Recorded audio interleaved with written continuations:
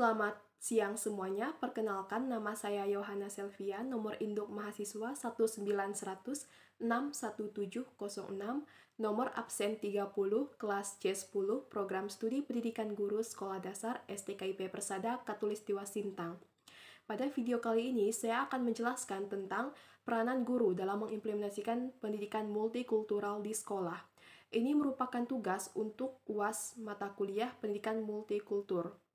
Nah, di sini nanti akan ada 3 hal yang akan saya bahas, yaitu tentang pertama, membangun sikap persamaan atau equality, yang kedua, mendorong demokrasi substansial, dan yang ketiga, membangun gender equality. Saya membuat video penjelasan ini berdasarkan pemahaman yang saya dapat selama perkuliahan pendidikan multikultur. Kita langsung masuk. Jadi, peran guru dalam mengimplementasikan pendidikan multikultural di sekolah, terutama di sekolah dasar itu, ada 3 hal aspek penting, yaitu pertama, guru harus bisa membangun sikap persamaan atau equality. Nah, contohnya misalnya seperti ini.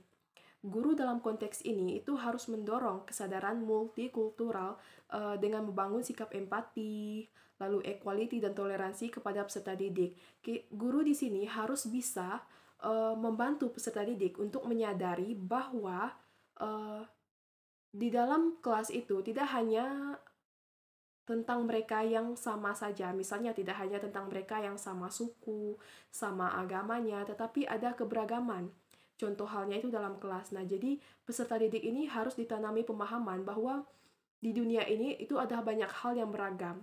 Nah, dari keberagaman itu, kita harus menanamkan sebagai seorang guru kepada peserta didik bahwa meskipun kalian berbeda, misalnya berbeda ras, berbeda warna kulit, berbeda suku, itu kalian sama di mata hukum dan negara. Nah, itu hal yang penting untuk ditanamkan kepada peserta didik sedari dini, karena melalui hal itu, peserta didik nantinya akan mempunyai sikap toleransi yang baik, karena sejak sedari kecil, itu di sekolah sudah ditanamkan, yaitu tentang kesamaan atau equality.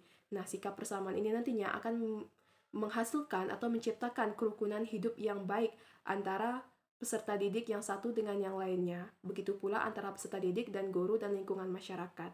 Nah, itu adalah poin penting yang perlu dipahami atau dilakukan oleh guru. Pertama, tanamkan dulu pemahaman bahwa atau kita tanamkan atau kita bangun sikap persamaan pada peserta didik itu.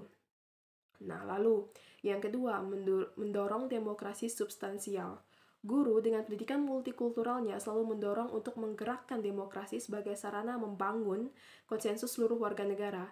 Guru melalui pendidikan multikultural merupakan sarana yang paling baik untuk proses pembudayaan. Peserta didik akan terlatih dan terbangun kesadarannya untuk bersikap demokratis, humanis, dan pluralis dalam kehidupan merdeka. Nah, jadi di sini setelah guru membangun sikap persamaan atau menanamkan sikap persamaan atau equality itu tadi kepada peserta didik, selanjutnya yang perlu dilakukan yaitu mendorong demokrasi substansial.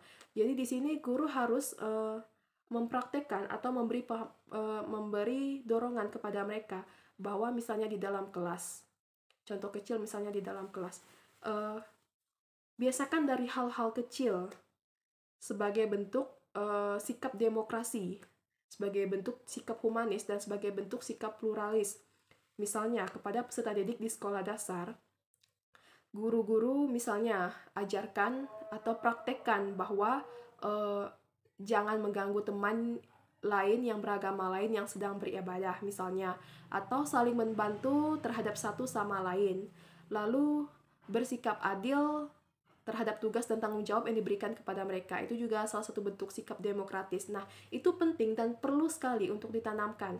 Jadi tadi setelah kita sebagai guru membangun sikap persamaan atau equality, kita bangun lagi atau kita dorong sikap demokrasi substansial. Jadi di sini guru tidak hanya mengajarkan tapi memberikan praktik juga. Nah, seperti apa contohnya? Seperti yang saya sebutkan tadi, misalnya guru bersikap adil misalnya dalam contoh seperti ini. Misalnya hari Senin, dalam memimpin doa, misalnya dipimpin oleh siswa atau peserta didik yang beragama Katolik. Nah, di hari berikutnya, di hari Selasa, maka doa akan dipimpin oleh peserta didik yang beragama lain, misalnya yang beragama Islam. Jadi, setiap hari tidak hanya peserta didik yang beragama itu-itu saja yang memimpin, tapi ada variasi atau keberagaman. Nah, jadi itu merupakan salah satu sikap demokrasi atau sikap adil ya terhadap keberagaman yang ada. Nah, dalam satu kelas itu kan pasti ada yang berbeda, entah itu agama Islam, Hindu, atau Konghucu. Nah, jadi salah satu contohnya seperti itu. Di hari Senin misalnya, peserta didik diajak untuk berdoa. Nah, di hari Senin ini misalnya yang berdoa itu adalah peserta didik yang beragama Katolik. Nah, di hari-hari selanjutnya itu adalah peserta didik yang beragama lain. Biarkan mereka memimpin dengan cara agamanya. Nah, seperti itu. Lalu yang ketiga yaitu membangun gender equality.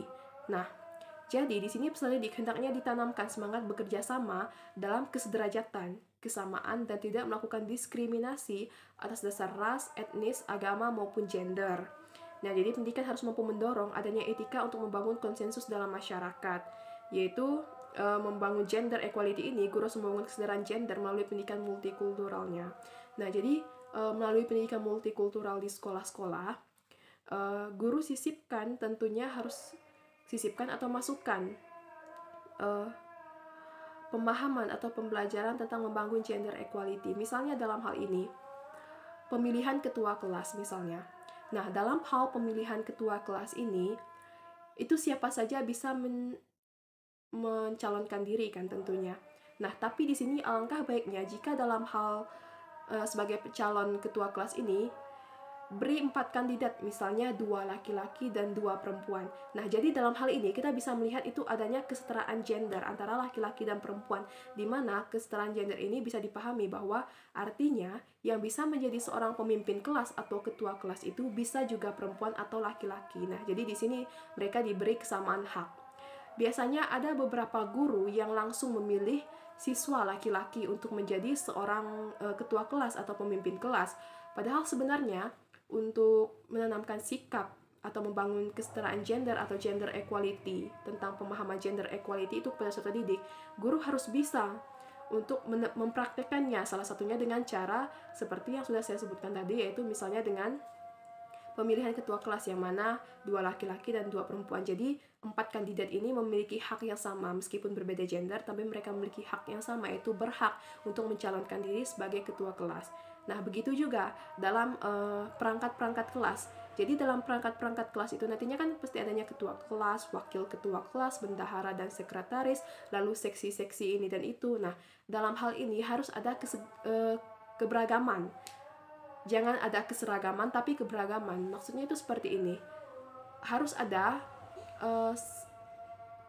silang antara laki-laki dan perempuan. Jadi misalnya dalam perangkat kelas itu misalnya anggota perempuannya berjumlah 3, lalu anggota laki-lakinya berjumlah 3. Nah, seperti itu. Ada yang menjabat sebagai ketua, misalnya perempuan yang menjabat sebagai ketua, lalu laki-laki yang menjabat sebagai wakil. Lalu misalnya perempuan lagi yang menjabat sebagai sekretaris, lalu laki-laki yang menjabat sebagai bendahara. Nah, kita bisa melakukan persilangan seperti itu. Itu bisa memberikan contoh atau pemahaman atau praktek tentang membangun gender equality. Nah, itu perlu ditanamkan karena berdasarkan pengalaman saya juga ada beberapa guru yang menurut saya cukup keliru karena mereka seperti lupa untuk menanamkan pemahaman tentang kesetaraan gender antara perempuan dan laki-laki.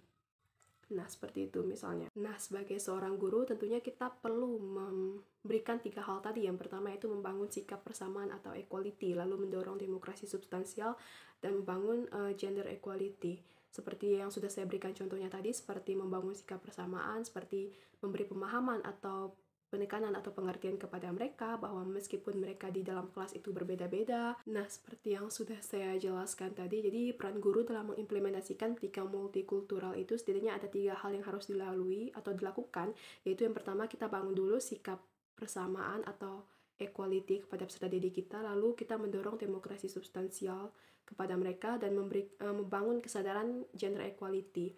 Seperti yang sudah saya jelaskan sebelumnya, membangun sikap persamaan atau equality itu bisa dengan cara seperti tadi, misalnya dalam hal di kelas beri mereka pemahaman atau pengertian bahwa meskipun mereka di dalam kelas itu berbeda antara satu dengan yang lainnya, tapi mereka memiliki hak yang sama, yaitu sama-sama berhak untuk menuntut pendidikan di kelas itu atau di sekolah itu. Lalu yang kedua yaitu mendorong demokrasi substansial. Nah, mendorong demokrasi substansial itu perlu juga diberikan kepada peserta didik, yaitu beri pemahamannya dan jangan lupa prakteknya juga yang penting. Nah, jadi guru harus bisa mempraktekkan tentang demokrasi substansial itu kepada peserta didik seperti yang sudah saya jelaskan pada penjelasan yang lalu. Lalu membangun gender equality. Nah, tentu saja membangun gender equality itu penting karena sampai saat ini juga masih terjadi banyaknya diskriminasi terhadap gender, terutama gender perempuan.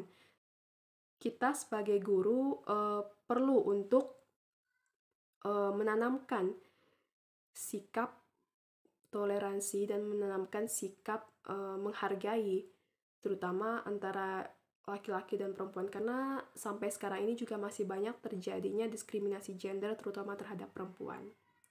Nah, itu tadi penjelasan saya mengenai peran guru dalam mengimplementasikan pendidikan multikultural. Sekali lagi saya tekankan, di sini saya memberikan 3 poin. Yang pertama membangun sikap persamaan atau equality, lalu yang kedua mendorong demokrasi substansial, yang ketiga membangun gender equality. Nah, sekian video saya. Kurang lebihnya saya mohon maaf jika masih ada beberapa kesalahan. Sekian dan terima kasih.